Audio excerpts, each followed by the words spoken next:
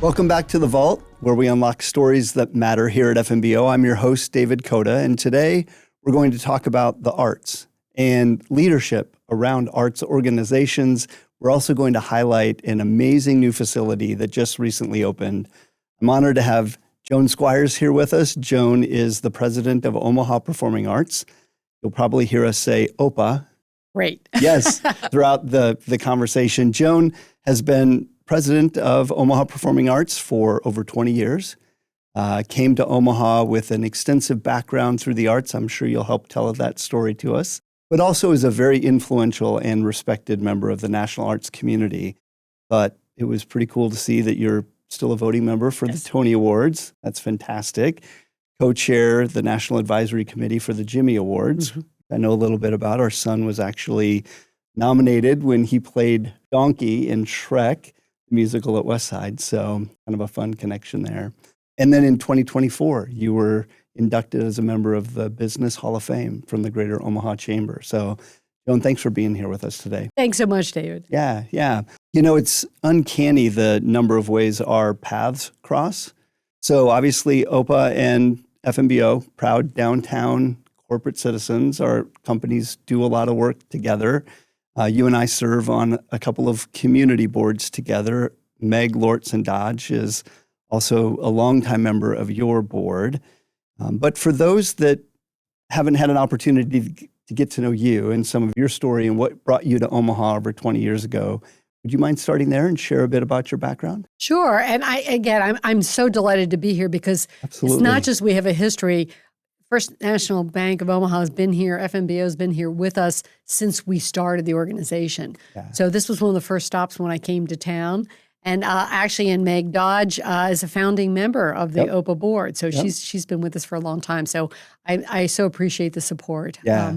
It's been great. I've been here over 20 years, as you mentioned. And my background, really, I started out as a music teacher, if you can believe it, which maybe underscores my passion for arts education. What age? Kindergarten through sixth grade and 10 through 12. So I went from the youngest to high school musicals and show choirs and things at the high school level. So I had a little bit of both. Loved the students, but wanted to do more. So I decided to go back to the University of Michigan and earn both a Master of Music and an MBA, sort of with left brain, right brain, and to be able to run the business. And then started my career managing orchestras around the country. Okay. So I've moved several places over the years, and my last stop was Phoenix, Arizona, before I came to convinced to come to Omaha. Yeah, you bet. So you came to Omaha in 2002, and at that time, there really was no Omaha Performing Arts. The facilities, the Dick and Mary Holland campus was probably just a figment of your imagination. So what drew you to the city, and how did you begin to kind of create a picture or a vision of what could become? Sure. Really, when I got here, I got a desk, a computer, and a stagehand, and they said go. And at the time, the organization was being formed, assuming responsibility for the Orpheum Theater from the city of Omaha, and the Holland was in the design phase. And fortunately, we had the wonderful Heritage Services that were spearheading the construction and fundraising for the Holland, but I was tasked with putting the organization together. Okay. And I thought, when I looked at Omaha, I had to, first, they wouldn't tell me where the job was for about 3 phone calls.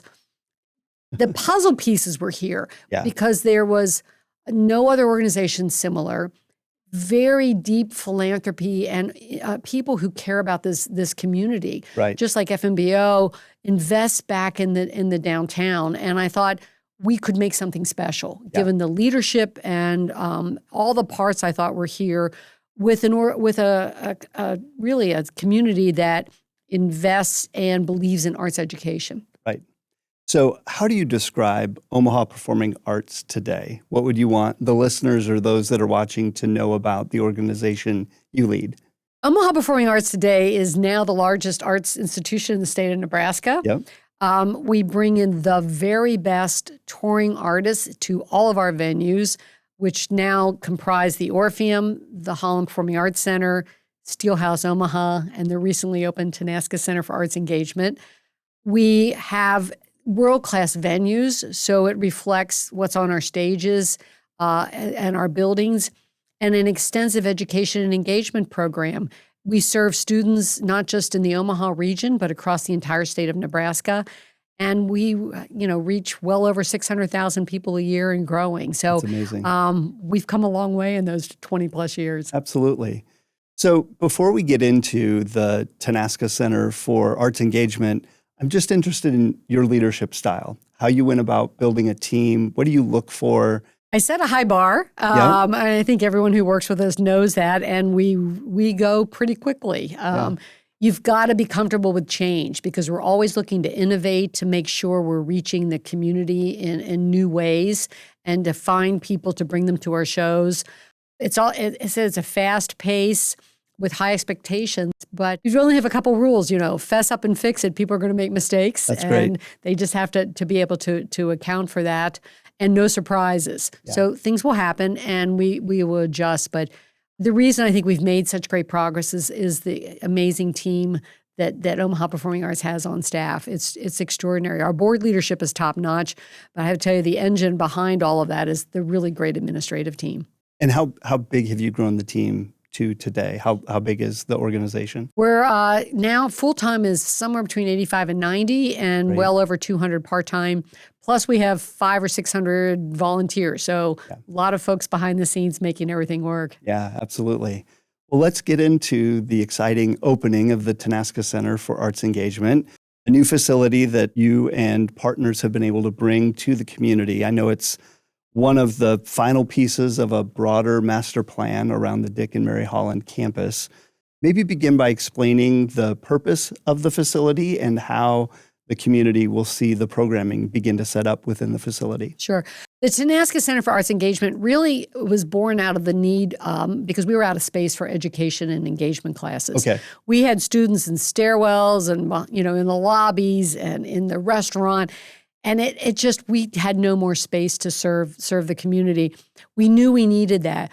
But as we looked to master plan the whole campus around the Holland Center, Steelhouse Omaha came first because we also knew we needed to attract and retain a younger workforce and to attract those bands. It also generates some revenues that helps us with the education programs. You bet. So Steelhouse Omaha came first, but we knew all along that we needed this facility, and now it's spectacular, Dave. Yes. I can't wait for more people to experience it. What type of classes and programs will be offered through the center? Right now, we're focused on many things that we do uniquely. A lot of it's with Broadway, so we have Broadway master classes with the performers. We have hip hop. We've got jazz classes. We have dance workshops.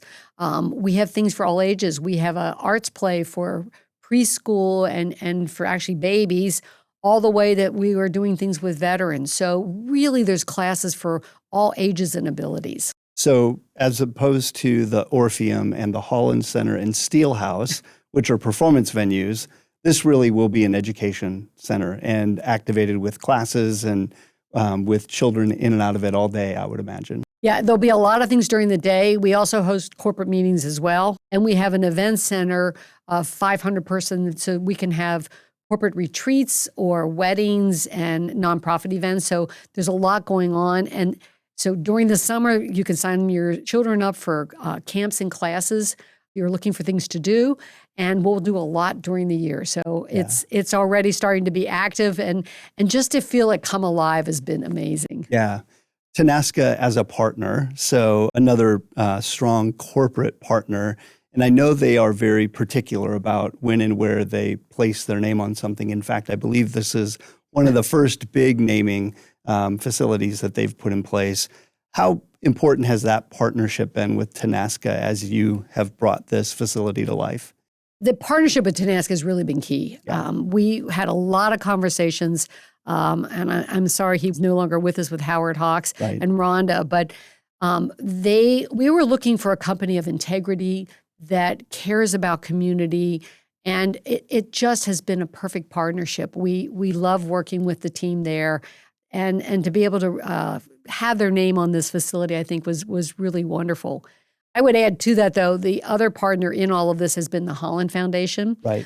because their lead gift also joined Tenaska, and we were able to recognize Dick and Mary Holland with the entire campus naming. So that's fantastic. Those two entities really came together along with such other generous people. This community is amazing. Yeah. I go around the country and people can't believe what we have here in Omaha. I know, and probably one of those elements when you were considering the job 20 plus years ago, that was talked about, but you really have to be here to experience it. The community is so generous. People in that are way. jealous. Yeah, I can absolutely appreciate that. Yeah, that's exactly right. So as a former music teacher, what does it mean personally to you to see this facility be able to open and make itself available for youngsters that are intrigued by the arts? It's the best part of my job is to watch those young people experience the arts. Yeah. You know, I think today we need the arts more than ever. It brings people together. It lets young people express themselves in ways they may not be able to. There's nothing better. Magical. I love my job and to get up every day and I get to go see this. And these buildings are magnificent, but what really makes them come alive are these activities within. Yeah. I heard you speak one time and you talked about the value of shared experiences and how one of the elements of the work that you do is to bring shared experiences into the community. Can you talk a bit about that across all of the work that you do with OPA? Really, it is about bringing people together so they can come to a Broadway show and for 2.5 hours they are off their devices. Yep. They are not connected. It's a live performance, so anything can happen. And we really get to feel our emotions. So because we'll have shows that maybe are happy and sometimes they're not. They may be tough subjects, but it helps people process that. And whether it's you're standing having a beverage at Steelhouse and listening to a band I probably haven't heard of, or you know, having a chance to take a class with your child, and because some of these will be for parents and children together. These are the things that I think make a better community. Absolutely. It adds to our quality of life and it helps us attract and retain a workforce. Yeah, that's exactly right. You know, when I think about those that are just learning about how to interact with the arts and that possibly happening through the Tenaska Center, it just is a real extension of lighting that excitement or flame for people that may not have otherwise had an experience with the performing arts. It is. And I you know, as people look to communities too, and we talk about this with the chamber, what is there to do? We can get people to look at our community, but then it's like, okay, now what? We drive 61 million plus economic impact, but we're the ones that add to what makes Omaha special. Yeah. And people come here and they can't believe the quality of what we have. Yeah. And that part's incredibly rewarding. Yeah, world-class venues with world-class performers, and yet within a community that is connected and so special in so many ways. Well, you've been a big part of that. FNBO has been behind the scenes, have been wonderful, not just sponsors, but philanthropists with all of it. And that's what makes a difference. You invested in downtown with the tower. Right. It led all of this effort. And now look what we have downtown with the new amazing. Leahy Mall and now our 4 venues. Yeah, it's really special.